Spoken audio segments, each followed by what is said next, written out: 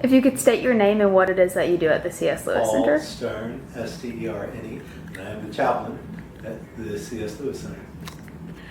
What exactly is the C.S. Lewis Center? Well, we are a campus ministry, and we have a house right across from Capstone that was left to us by our founders, who was Professor Rosamund Sprague. She was a philosophy professor for many years, and she donated the house. And it's been a real gift from God, and we especially focus on Christian literature, primarily C.S. Lewis. And he has a great ability to get to the heart of the faith, but not in a watered-down way. And he appeals across the board to all sorts of Christians, not just Anglican, but Baptist and Roman Catholic and Calvinist and Orthodox, and to non-believers as well, because he is delving into very important ideas and what the very nature of man is and the purpose of creation and God's revelation to us. So it's we've experienced his ability to bring people together, and we also have an Anglican side, so we have kind of an ecumenical side in the C.S. Lewis Center, and we also have St. Theodore's Anglican Chapel. So if students want to explore the historic Anglican faith and the expression of Christianity that's found in Anglicanism, they're encouraged to do that, but it's not required. And what else? What type of community is it that the C.S. Lewis Center creates? It's mostly students, but we always have people who don't exactly fit the mold or the cookie cutter sort of college ministry type. And the students tend to be thinkers, students who are really interested in delving deeper into the Christian faith and not just remaining at the surface level. And like I said, it's we bring all types of different students together from all sorts of faith backgrounds. Yeah.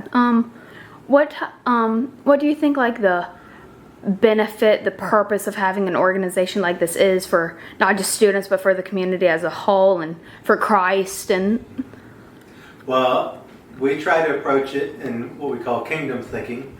The walls that divide us don't reach up to heaven.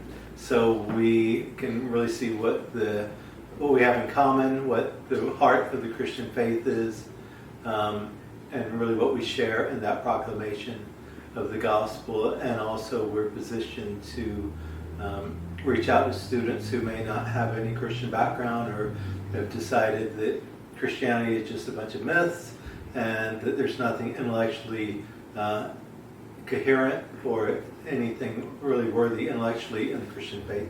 And so we expose them to great minds and great thinkers who have thought through these issues and have come to the understanding that Christianity really offers the best worldview and the one that's the most true to the actual history of humanity. that's great. Yeah. I guess what type of like events and service? I know y'all do a lot of that type of stuff. If you wanted to talk some about that and the purpose of that and what it serves. Mm-hmm. Yeah, in our chapel, St. Theodore's Chapel, we have evensong every Sunday, and then most days we'll have morning or evening prayer as well. And so that gives students an opportunity to, as Psalm 46 says, be still and know that I am God.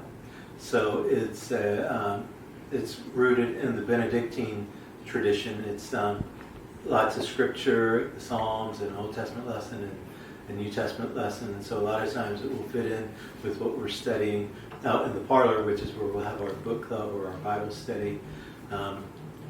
And so for the book club, we usually, in this fall, will read one of Lewis's more popular works, such as Mere Christianity, or the Screwtape Letters, or The Great Divorce.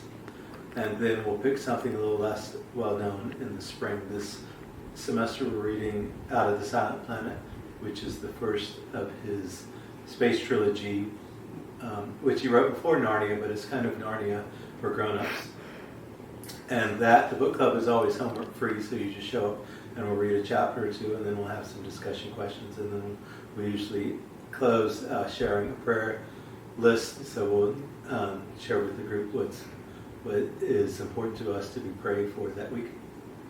That's perfect. Thank you so much. Is there anything else you'd like to add about the center or its purpose or? Well, we're especially known for the cat ministry, and the cats are more popular on Instagram than I am.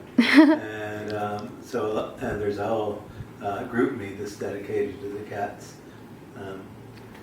And you know, our symbol is Aslan, who's not a tame lion, but he's certainly a feline. And so the cats provide students kind of a connection with God's created order. And you know, that we're supposed to be in harmony with creation and not at odds with creation. Perfect. Thank you.